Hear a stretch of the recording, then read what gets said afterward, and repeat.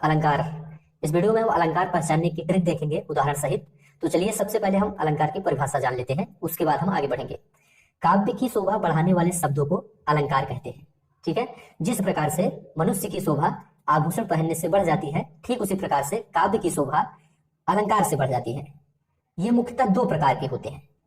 पहला होता है शब्दालंकार और दूसरा अर्थालंकार। ठीक है, शब्द के आधार पर काव्य की शोभा बढ़े तो शब्दालंकार, और अर्थ के आधार पर काव्य की शोभा बढ़े तो अर्थालंकार।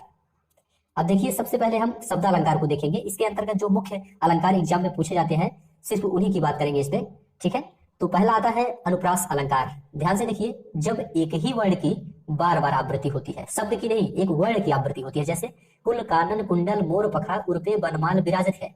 अब इसमें आप देखिए कुल में का आ रहा है, कानन में का आ रहा है, कुंडल में का आ रहा है। देखिए तीनों में का वर्ण की पुनरावृत्ति हो रही है, तो यहाँ पे आपका अनुप्रास अलंकार हो जाएगा। ठीक है, इसी प्रकार से आप देखिए यमक अलंकार। जब एक ही शब्द दो या दो से अधिक बार आए और उसका अर्थ हर बार अलग हो, जैसे कनक कनकते सौगुनी मादकता अधिकाय वा खाए बौराय जग या पाए बौराय। अब इसमें आप देखिए कनक शब्द दो बार आया है। एक कनक का अर्थ होता है सोना और दूसरे का अर्थ क्या होता है, धतूरा।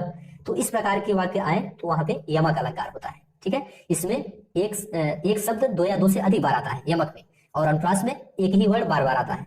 उसमें वर्ड, इसमें शब्द, इसे ध्यान में रखिएगा। चलिए क्लियर हो गया। श्लेष अलंकार देखते हैं।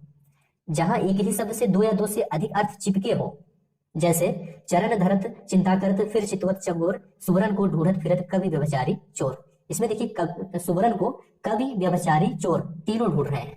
तो सुवरन में जो है अर्थ छिपे, तीन तीन अर्थ छिपे हुए हैं। कैसे? जैसे कवि सुवरन अर्थात इसका मतलब अच्छे शब्द, कवि क्या ढूंढेगा, अच्छा शब्द। व्यभिचारी सुवरन इसका मतलब होता है अच्छा रूप रंग। चोर भी सुवरन अर्थात स्वर्ण ढूंढ रहा है। इस प्रकार से सुवरन के यहाँ तीन तीन अर्थ निकल के आ रहे हैं। ठीक है, कवि व्यभिचारी चोर अपने अपने तरीके से सुवरन का अर्थ निकाल रहे हैं। तो इस प्रकार के जब वाक्य मिलेंगे जहां पे एक ही शब्द में कई अर्थ छिपे रहते हैं तो वहां श्लेष अलंकार होता है। ठीक है, क्लियर हो गया। चलिए अगला अब हम देख लेते हैं अर्थालंकार। देखिए शब्दालंकार में मुख्य मुख्य अलंकार हमने देख लिया। अब हम अर्थालंकार के जो प्रमुख अलंकार है उनको देखेंगे, बस जो एग्जाम में आते हैं। जब पंक्ति में योजक चिन्ह आए और साथ में सा सी से सरिस जैसा तुल्य सम ऐसे शब्द आए तब वहां आपका उपमा अलंकार होता है। यहाँ योजक की अनिवार्यता नहीं है, सा सी से ऐसे शब्द आ जाए तब भी उपमा अलंकार होता है, लेकिन ज्यादातर योजक इसके साथ में ही लगता है। जैसे मुख बाल रवि सम लाल होकर ज्वाल सा बोधित हुआ। इसमें देखिए सा आ गया और सम आ गया, इसका मतलब ये क्या है, उपमा अलंकार हो गया। पीपर पात सरिस मंडोला, सरिस शब्द आ गया तो आप उपमा अलंकार लगा दीजिए। इसी प्रकार से हरिपद कोमल कमल से आ गया, उपमा अलंकार लगा दीजिए। ठीक है, क्लियर हो गया। चलिए अब हम रूपक अलंकार देख लेते हैं। देखिए इसमें क्या होता है, योजक चिन्ह आता है लेकिन सा सी से तुल्य सम सरिस जैसा ये शब्द नहीं आते हैं, इसे ध्यान में रखना।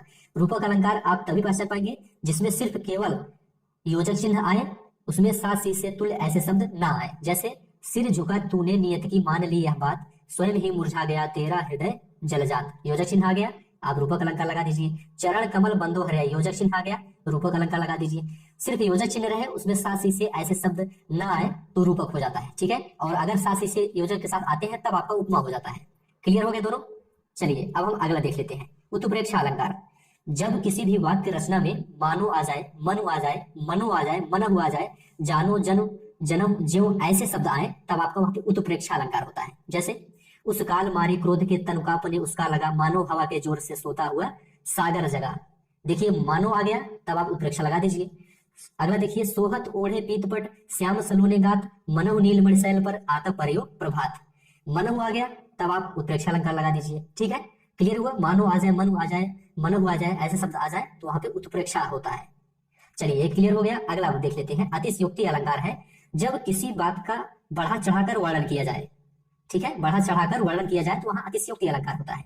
एग्जाम्पल देखिए हनुमान की पूछ में लगन न पाई आग लंका शीघ्र जल गई गए निशाचर भाग।